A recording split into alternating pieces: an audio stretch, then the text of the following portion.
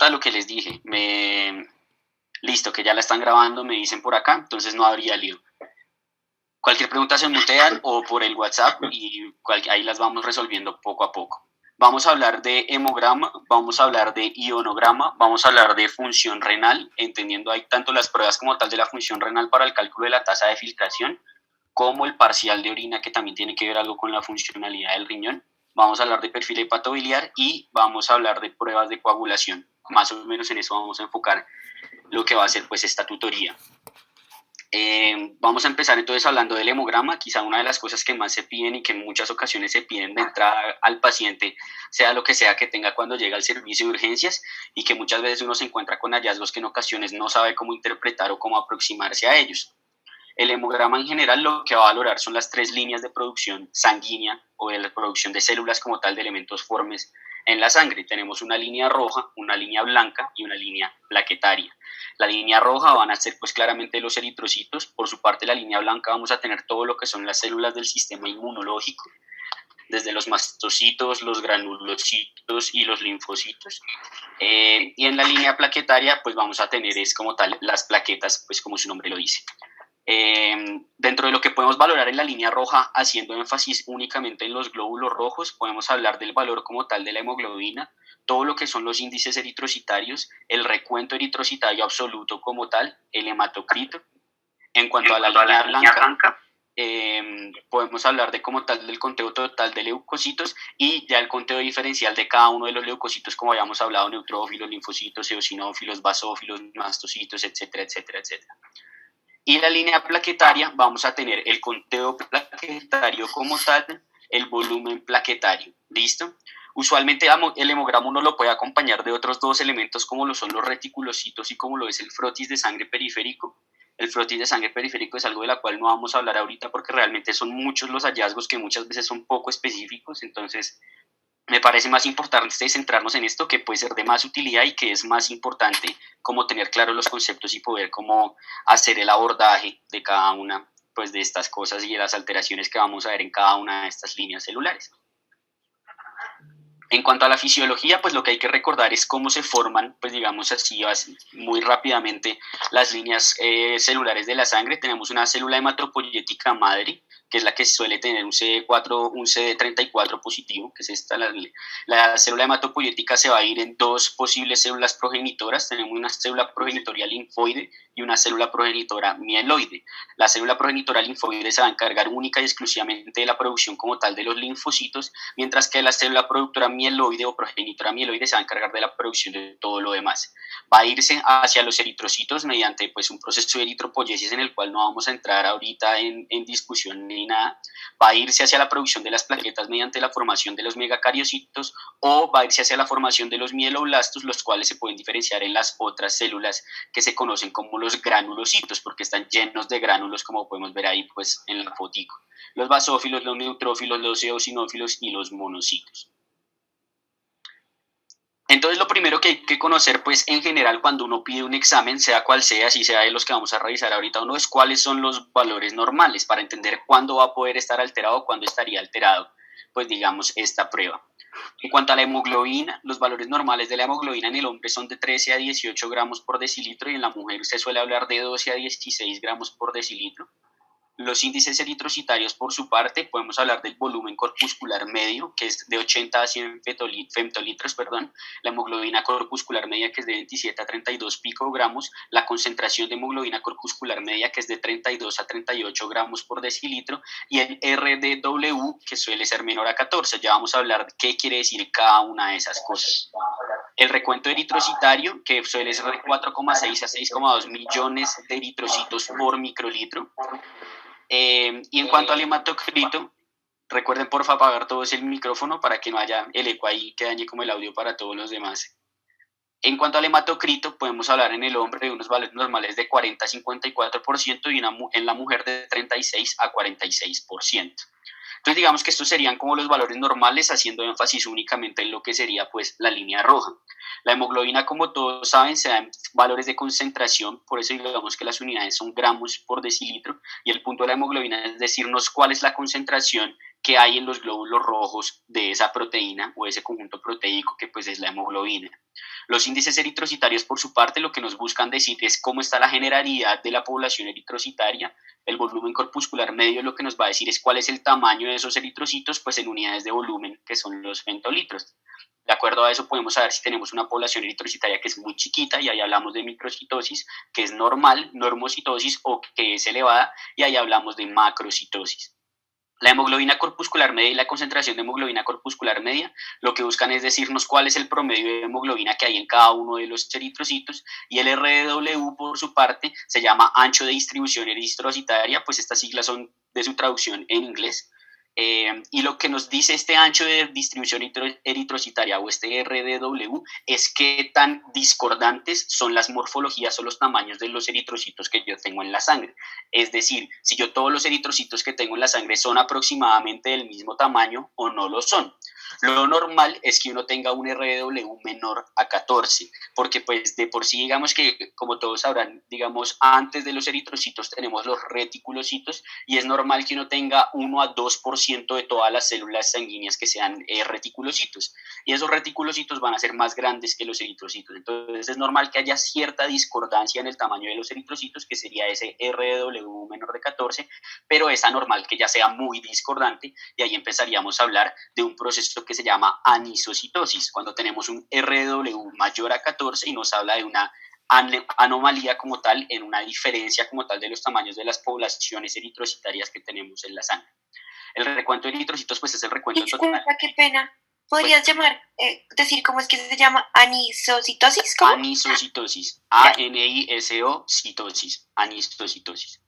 En el recuento de eritrocitos, entonces vamos a hablar de 4,6 a 6,2 millones, la cantidad que hay en la sangre, es así, no hay mucho como que explicar al respecto. Y el hematocrito, lo que nos va a expresar el hematocrito es, digamos, de la totalidad de la sangre, cuando a todos nosotros, digamos, nos han tomado una muestra de sangre, un tubo, ¿cierto? Cogen esa muestra de sangre, la llevan a una máquina de centrifugación, la empiezan a centrifugar, y digamos que cuando uno la centrifuga separa los elementos formes, que ahí estarían los glóbulos rojos, algo de la línea blanca, de digamos el plasma como tal, que únicamente es como la parte acuosa, por así decirlo. Digamos, de esa barra que queda formada, por así decirlo, dividida en colorcitos, el porcentaje que corresponda al color rojo, que van a ser los eritrocitos, ese va a ser el hematocrito y va a ser lo que vamos a interpretar como hematocrito, es decir, qué cantidad de la sangre corresponde a glóbulos rojos. ¿Listo? Y esto, digamos, la interpretación de cada uno de estos valores nos va a servir para aproximar cada una de las alteraciones que pues vamos a poder tener en los eritrocitos en la sangre. La primera alteración entonces que podemos tener es que las cosas estén bajas, ¿listo? O sea, que tengamos anemia. La anemia en general se suele definir es como una disminución en la concentración de hemoglobina. Es decir, uno no diagnostica anemia porque tenga una disminución en el conteo de glóbulos rojos o porque tenga una disminución en el hematocrito. Y eso es importante tenerlo en cuenta porque pues anemia uno siempre suele asumirlo, y los pacientes en general suelen asumirlo con que tiene poca sangre, por así decirlo. Pero la anemia no es que uno tenga poca sangre, sino que tiene poca hemoglobina, es decir, la proteína que necesitamos para transportar el oxígeno a todos los tejidos periféricos. Cuando hablamos de la definición de anemia, ahí estoy haciendo, pues digamos, énfasis en que esta es la definición de la OMS, porque realmente no existe un consenso mundial en cuanto a cuál es el valor a partir del cual estaríamos hablando en anemia. El mayor consenso que se utiliza, o la definición que más utilizan todos, es esta de la OMS, pero si uno se va técnicamente a cómo debería ser la anemia, se supone que es 2 desviaciones estándar hacia abajo de la concentración promedio de hemoglobina que debería tener una persona, siendo, digamos, hombre o mujer, y de tal edad específica que sea la persona. Y pues eso no se va a poner, nadie se va a poner a hacer un estudio o algo por el estilo para sacar los valores normales en toda la población adulta. Eso sí existe en pediatría. Los que ya han pasado por pediatría o les gusta pediatría saben que en pediatría uno sí la anemia la va cambiando conforme a la edad, y es precisamente porque de acuerdo a la edad uno habla de 2 desviaciones estándar hacia abajo. Pero en general en la población adulta vamos a utilizar estos 3 valores. Hombres, una concentración de una hemoglobina, menor a 13, mujeres, una hemoglobina menor a 12, y las embarazadas, una hemoglobina menor a 11. ¿Listo? La razón de que haya esta variación entre los sexos y entre si la mujer está embarazada o no es porque pues las mujeres de por sí tienen un periodo en el cual pues van a estar sangrando de forma crónica, que pues básicamente pues es la menstruación, ¿cierto? Todos los meses sangran número aproximado de días en el cual ellas empiezan a perder sangre y por ende pues van a perder hemoglobina. Por su parte, las embarazadas, no es que las embarazadas pierdan más sangre que las mujeres normales, sino que las embarazadas el problema es que ellas hacen un aumento, digamos, en el volumen intravascular. Y ese aumento en el volumen intravascular no es que produzcan más glóbulos rojos ni nada, sino que simplemente hay más agua. Y como en la hemoglobina estamos hablando de un valor de concentración, digamos que esa concentración cae un poco hacia abajo por un proceso fisiológico que ocurre en las mujeres embarazadas. Y por eso va a haber esa diferencia o esa discrepancia entre hombres, mujeres y embarazadas. Y este va a ser el valor a partir del cual de ahí para abajo yo voy a hablar de anemia en los pacientes. ¿Cuáles son los problemas de la medición de la hemoglobina? Más o menos lo que estábamos hablando en las mujeres embarazadas, que es una medida que depende de la concentración, ¿listo? No es una medida absoluta, o sea, yo no estoy contando realmente cuántos gramos de hemoglobina hay en toda la sangre de ese paciente, sino que estoy haciendo una aproximación a eso conforme a una concentración que me saca una máquina ahí con un cálculo que él hace. Entonces, digamos, en contextos como por ejemplo el sangrado agudo, la hemoglobina no va a ser muy útil. ¿Por qué? Porque si, digamos, no sé, alguien sufre una herida traumática y empieza a sangrar, cuando uno sangra, bota la sangre en su totalidad, tanto plasma como glóbulos rojos, como leucocitos, etcétera. Entonces, en 3 o en 1 litro de sangre, la concentración de hemoglobina que va a haber va a ser exactamente la misma, así el paciente tenga menos volemia. Entonces, en las primeras 48 horas de un sangrado agudo, realmente la hemoglobina no nos va a servir de mucho. En el embarazo, por lo que estábamos hablando de la falsa disminución que puede ocurrir, y en algunos casos gracias. Y en algunos casos, más que todo, pues por la parte de la depresión del volumen, puede llegar a generar una falsa elevación. Aquí hablamos más que todo de cuando uno tiene una depresión de volumen como de la parte acuosa, por así decirlo, del componente sanguíneo, como por ejemplo un paciente que tenga una alteración en la cual está generando más orina de la que debería, un paciente que está deshidratado, un paciente quemado que está botando agua y se le está evaporando el agua, por así decirlo, por la piel que no tiene la barrera protectora normal que debería tener. Todo eso conlleva que haya una falsa elevación y digamos un paciente que realmente tenga anemia no salga como que no la tiene. ¿Listo? Entonces ese va a ser como el problema en cuanto a la medición de la hemoglobina y cosas pues que hay que tener en cuenta para saber si realmente es o no es un valor alterado. Cuando nos aproximamos entonces y definimos que un paciente tiene anemia, tiene ese valor de hemoglobina más abajo de esos valores que mencionamos ahorita, pues lo que toca buscar es no solo decir listo tiene anemia, sino saber por qué o cuál es la razón por la cual el paciente tiene anemia. ¿Listo? Cuando hablamos de la etiología o de las causas por las cuales un paciente puede llegar a cursar con un proceso anémico, podemos dividirlas en estas tres. Que haya un problema en la producción, es decir, que no se están generando los glóbulos rojos que deberían generarse en la sangre por cualquier etiología. Que haya un problema de destrucción, es decir, que los glóbulos rojos sí se están produciendo, pero en la sangre, por un proceso inmune, por una válvula, por lo que sea, se están destruyendo los glóbulos rojos, o simplemente por pérdidas, es decir, que uno tiene un sangrado, sea agudo o crónico, y por eso, digamos que haya una disminución progresiva en el valor de la hemoglobina. Entrando ya como tal dentro de cada uno de estos, en producción podemos hablar inicialmente de falta de nutrientes y ahí vamos a tener la causa más común de anemia a nivel mundial, que es la que pues todos vimos en nuestro IAS de segundo, anemia ferropénica, ¿cierto? Una disminución o un déficit como tal en la reserva de hierro a nivel corporal que genera que uno no pueda generar suficiente hemoglobina y por eso allá se produzca una anemia. Otro ejemplo de falta de nutrientes que puede llevar a una anemia son los déficits de vitamina B12 y vitamina B9, que son causas de anemia megaloblástica, como pues ustedes recordarán. Otras alteraciones en la producción, pues, tenemos alteraciones hormonales, sobre todo lo que es el hipo y el hipertiroidismo pueden generar repercusiones en los pacientes y llevar a anemia. La cirrosis también puede llevar a anemia por alteraciones hormonales, sobre todo lo que tiene que ver con las hormonas sexuales. La enfermedad crónica en general puede llevar a una anemia, básicamente por la anemia de enfermedad crónica, como su nombre lo dice, que es que hay un aumento en la producción de una proteína que se llama la epsidina, y esa epsidina lo que hace es que todo el hierro se lo queda a ella metido en las células y ese hierro no llega a la médula ósea y por ende la médula ósea no lo puede utilizar para producir anemia, entonces habría un déficit de producción.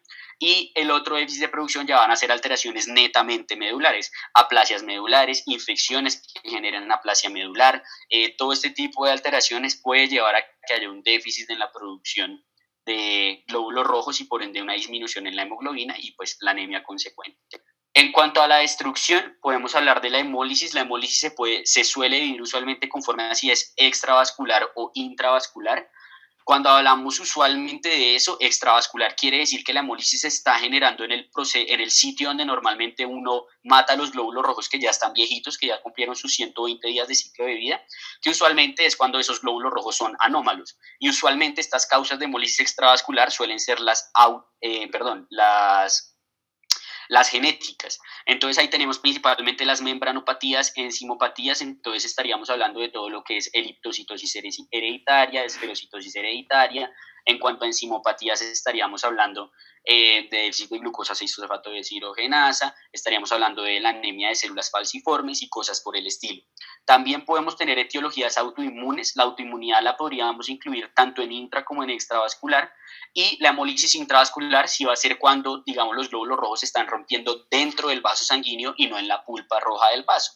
Cuando uno puede tener ejemplos de hemólisis intravascular, todo lo que sean procesos microangiopáticos, entonces la púrpura trombocitopénica trombótica, la coagulación intravascular diseminada, algunos procesos sépticos, la microangiopatía mediada por complemento. Hay un montón de etiologías que uno puede incluir ahí dentro de la hemólisis intravascular, que lo característico de esta va a ser que uno le hace un frotis sanguíneo y en el frotis se van a encontrar unas células características que son los esquistocitos. ¿Listo?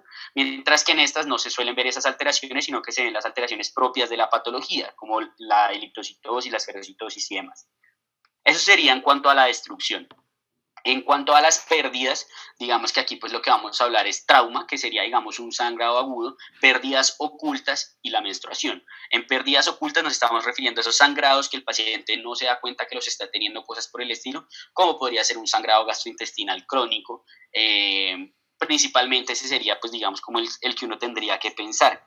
Sobre todo, digamos, en pacientes ya adultos, encima de los 50 años, sobre todo acá en Colombia, serían causas importantes para tener en cuenta. Si uno encuentra un paciente que no venía anémico y de la nada está anémico, es un hombre, 60 años, pues algo que hay que descartar, pues puede sonar un poco pesimista, o algo que toca empezar a preguntar es si tiene uno un cáncer en el tracto gastrointestinal, que le esté haciendo sangrar de forma crónica, y esa sea la razón por la cual está haciendo la anemia y sea su forma de presentación inicial de esa neoplasia. ¿Listo? Y la otra pues sería la menstruación y en general todas las causas de hemorragias uterinas anormales que llevan a pérdidas y consecuentemente a anemia en las pacientes femeninas. ¿Listo?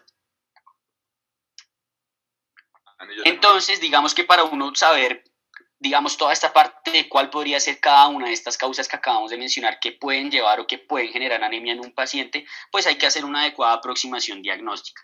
En la aproximación diagnóstica, pues además de la parte de una muy buena historia clínica, buscando la semiología o buscando las cosas que estábamos mencionando de todas las etiologías anteriores, o sea, el paciente es desnutrido, si el paciente es vegetariano o es un vegano estricto, uno dice, bueno, pues puede ser un déficit de hierro, un déficit de alguna vitamina. Si es un paciente, digamos, que ya ha tenido antecedentes de sangrado gastrointestinal, bueno, me puedo enfocar entonces un poco por ahí, o ya tiene el diagnóstico de cáncer gastrointestinal, me enfoco un poco por ahí y así sucesivamente. ¿Listo?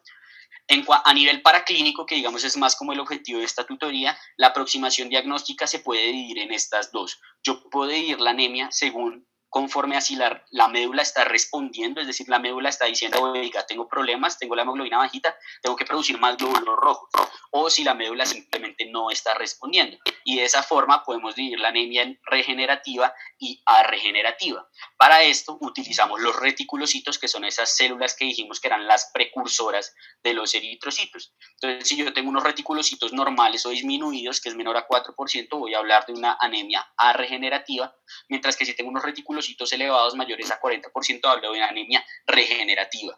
¿De qué me serviría esto? Pues saber dónde está el problema. Si yo tengo una anemia que no está respondiendo a la médula, quiere decir que o tengo un problema dentro de la médula o no hay los elementos necesarios para yo producir los glóbulos rojos, como sería el caso de una anemia ferropénica.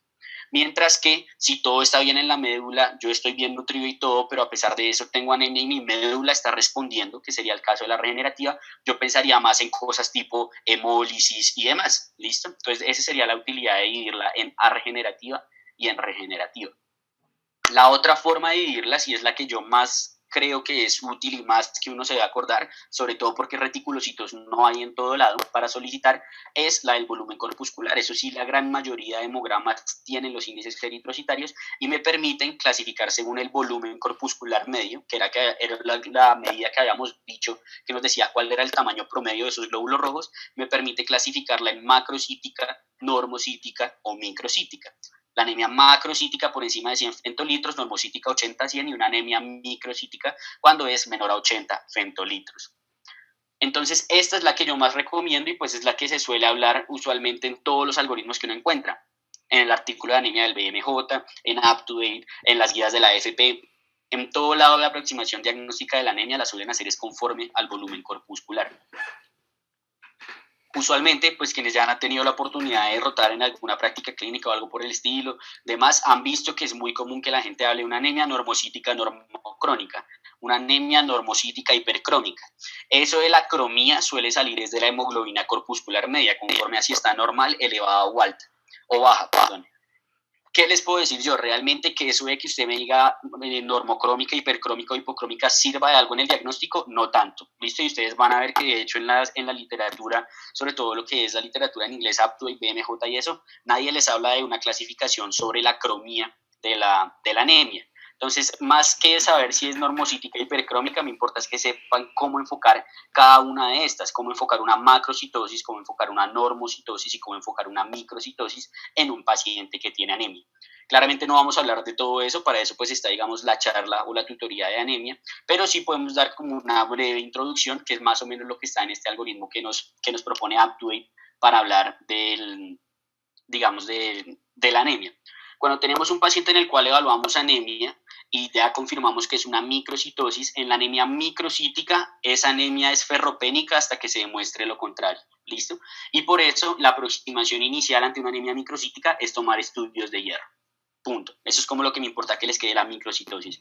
Microcitosis es anemia ferropénica hasta que se demuestre lo contrario. Si no es anemia ferropénica, ya entramos en otras etiologías que pues ya son mucho más, digamos, como particulares, tipo talasemias, cosas por el estilo. Cuando vamos al otro lado, después hablamos de la normocítica, si nos vamos a la anemia macrocítica, lo primero que hay que hacer es descartar que no sea una falsa macrocitosis. ¿Se acuerdan que habíamos hablado de SRDW? Cuando yo tengo un paciente que, digamos, está haciendo un proceso hemolítico muy rápido, o sea, todo el tiempo está rompiendo sus glóbulos rojos, la médula responde y empieza a sacar cada vez formas más inmaduras de los glóbulos rojos. Y entre más inmadura sea la forma, más grande es. Entonces, cuando yo tengo una macrocitosis, lo primero que yo tengo que hacer es ver en un frotis de sangre periférico si hay o no hay una gran cantidad de reticulocitos o de formas inmaduras de los glóbulos rojos. Si llega a ser así, quiere decir que la anemia realmente no es macrocítica, es una anemia o normocítica o microcítica que por la respuesta tan alta que está teniendo la médula, está asimilando, pues digamos, en cuanto a los valores de volumen, ser una macrocitosis, pero no lo es. Si eso se descarta, la anemia macrocítica pasa a ser o por déficit de vitamina B12 o por déficit de vitamina B9 hasta que se demuestre lo contrario. Y por eso lo que se hace es precisamente mirar esos niveles. ¿Listo? Cuando estamos en la anemia normocítica lo que hay que hacer son dos cosas que hay que descartar. Lo primero es descartar que no sea una anemia de enfermedad crónica, que va a ser la causa más común de todas aquí en la anemia normocítica. Y para eso van a ser útiles los estudios del hierro. Una ferritina elevada y todas estas cosas me van a orientar un poco a que sea una anemia de enfermedad crónica. Y si no es eso, pienso usualmente es en un proceso hemolítico. ¿Listo? Y ya, más o menos digamos como que esa sería la aproximación diagnóstica de todo lo que se engloba realmente en la anemia, que pues ya hablar de anemia como tal es una tutoría que pues es bastante. ¿Hay alguna pregunta? No, ¿cierto? Creo que no. Listo. Yo tengo una pregunta. Cuénteme.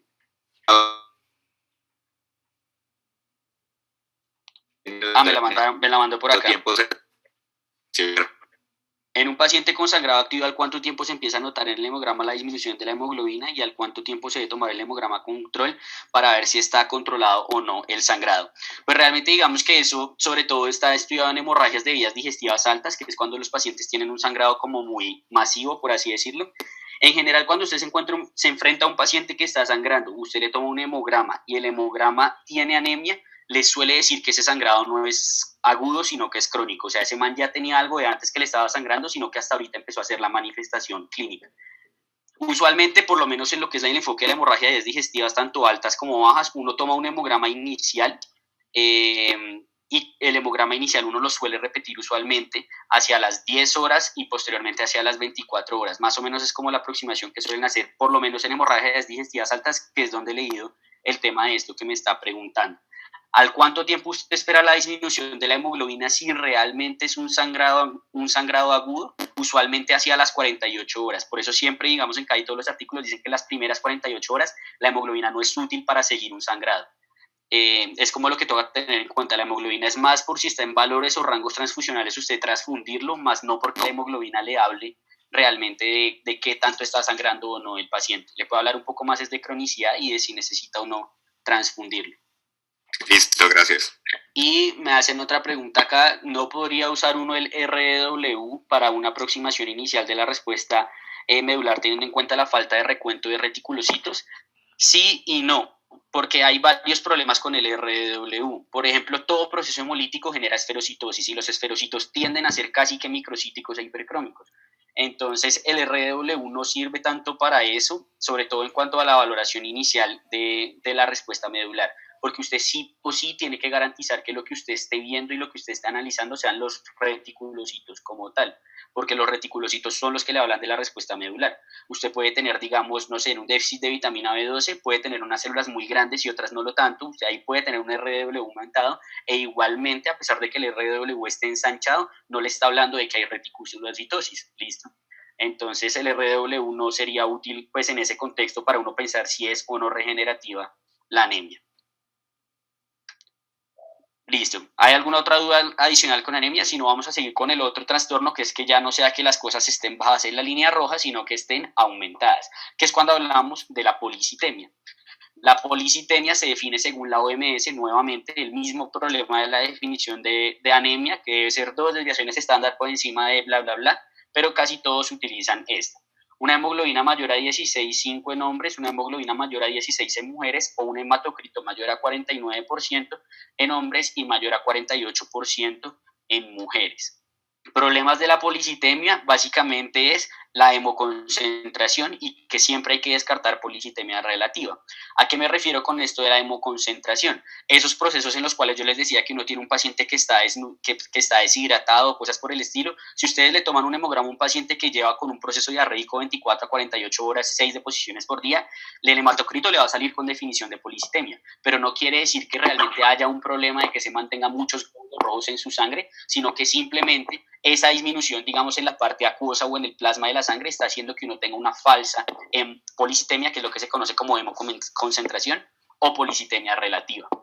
Cuando hablamos de las etiologías como tal de la policitemia, podemos hablar de etiologías primarias y secundarias. Las etiologías primarias es cuando realmente, digamos que la médula roja por sí sola está tomando la decisión de sacar muchos glóbulos rojos a la sangre. Y ahí tenemos 2 etiologías que ambas son neoplásicas, la policitemia vera y el síndrome mieloproliferativo en general. ¿Listo? Cuando uno tiene una alteración en una célula mieloide que está generando un montón de producción celular y ahí puede haber policitemia. O cuando tenemos un problema que es específicamente que solo se están produciendo un montón de glóbulos rojos, que ahí tendríamos la policitemia vera. Ya alteraciones genéticas que ya son pues mucho más raras y suelen ser más de la población pediátrica que de la población adulta. Las etiologías secundarias no va a ser cuando la médula por sí solita está tomando la decisión de mandar glóbulos rojos a la loca, a la sangre, sino que hay algo adicional en el cuerpo que está generando una respuesta medular para que empiece a producir glóbulos rojos. La más común ahí es definitivamente la hipoxia, ¿listo? Por cualquier enfermedad cardiopulmonar que uno tenga, falla cardíaca, EPOC, fibrosis pulmonar, todos esos pacientes que están con oxígeno en su casa, etcétera, esos pacientes son hipóxicos crónicos y cuando uno tiene una hipoxia crónica empieza a producir el factor de respuesta de todo esto, tisular a la hipoxia, etcétera, yo no sé qué, y eso aumenta la producción de la eritropoyetina. La eritropoyetina va a la médula roja y estimula la producción de glóbulos rojos. Entonces, por eso es que ustedes pueden ver que en un paciente con EPOC, con acidosis respiratoria crónica, esos pacientes siempre suelen tener policitemia. Y no es porque tengan un desorden medular, sino porque pues, es una respuesta fisiológica que está haciendo su cuerpo para tratar de compensar esa hipoxia que ellos tienen. Hay otras que ya son aumento de la eritropoyetina como tal. Podemos tener aumento de la eritropoyetina paraneoplástico, ¿listo? Recuerden que los síndromes paraneoplásicos es cuando uno tiene una neoplasia, o sea, un tumor, y ese tumor empieza a hacer producción de algunas hormonas o cosas por el estilo y hace manifestaciones que no son propias a donde está ubicado el tumor. Entonces, hay muchos tumores como los carcinomas renales, hay otros tumores que son algunos gastrointestinales y otros pulmonares que aumentan o que ellos mismos empiezan a producir eritropoyetina. Y esa eritropoyetina va y hace una policitemia. Y la otra pues sería que uno tenga una hipoxia renal. Entonces un paciente que tenga una estenosis de las arterias renales, que tenga alguna alteración en el tejido conectivo o algo por el estilo que haga que tenga una hipoperfusión renal, ese paciente aumenta la eritropoyetina y consecuentemente hace una policitemia. Otras etiologías que ya son más que todo medicamentosas, pacientes que se inyectan eritropoyetina, pues digamos que puede ser en un contexto terapéutico, como sería, digamos, los pacientes con enfermedad renal crónica o algo por el estilo, o en un contexto, digamos, esto lo han utilizado para dopaje y cosas por el estilo, en el cual se inyectan eritropoyetina para aumentar la producción de glóbulos rojos y con eso poder tener una mejor oxigenación. Eso se está descrito en el ciclismo y en otras cosas. Los andrógenos en general también están descritos, los esteroides, si mal no recuerdo, también están descritos como que pueden llegar a generar policitemia en cuanto a, digamos, cosas de más que todo como medicamentosas. Con eso, digamos que lo que uno intentaría más o menos cuando se enfrenta a un paciente con policitemia es hacer este algoritmo diagnóstico. Pues no vamos a enfocar y a dilucidar cada uno de los cuadritos, pero más o menos lo que quiere decir ese diagnóstico es, lo primero que usted tiene que hacer es descartar que eso no sea una policitemia relativa, es decir, esa hemoconcentración de la cual estábamos hablando ahorita. Para eso, si usted lo sospecha, lo hidrata, y si es lo hidratar al paciente ya se le quitó la policitemia, pues buenísimo, era una policitemia relativa. Si no se le quitó, pues toca empezar a buscar cuál sería la cosa o cuál sería la posible causa de la eritropoyetina, de la policitemia. Si no es una policitemia relativa, digamos que hay varias formas en las cuales uno podría llegar a hacer la aproximación. Lo que propone Aptuit es que uno le tome unos... pues que uno con la historia clínica determine si tiene o no clínica sugestiva de malignidad, sea policitemia vera un síndrome mieloproliferativo. Entonces ahí toca valorar si hay o no más líneas celulares alteradas, es decir, el paciente también tiene una leucocitosis exageradísima o tiene muchas citopenias asociadas a la policitemia, etcétera. Eso a uno le hablaría de que el paciente puede estar cursando con un proceso neoplásico. Si tiene síntomas B, si tiene sintomatología sugestiva de policitemia vera, que son esos pacientes que se bañan y se ponen rojos, y les empieza a picar la piel, o que se ponen rojos ellos y les duele, que eso se llama eritromelalgia. Hay varias como síntomas sugestivos de policitemia vera. Hiperviscosidad, porque si uno tiene un aumento en los glóbulos rojos, eso aumenta la viscosidad de la sangre y puede hacer dolores torácicos, anginas, etcétera. Si uno hay sospecha de que pueda hacer algo maligno, se va más por ese lado. Si no, lo que hace es buscar si la etiología puede ser secundaria por hipoxia, es decir, que el paciente tenga una enfermedad cardiopulmonar que me lo explique. Y más o menos por ahí uno lo iría enfocando y ya después hace los estudios específicos como el JAK2 y esas cosas que pues no vamos a hablar ahorita como tal. ¿Listo? Eso sería todo lo que tiene que ver con la alteración de la línea roja. Hacia abajo anemia, hacia arriba policitemia o pues las cosas están normales. ¿Listo?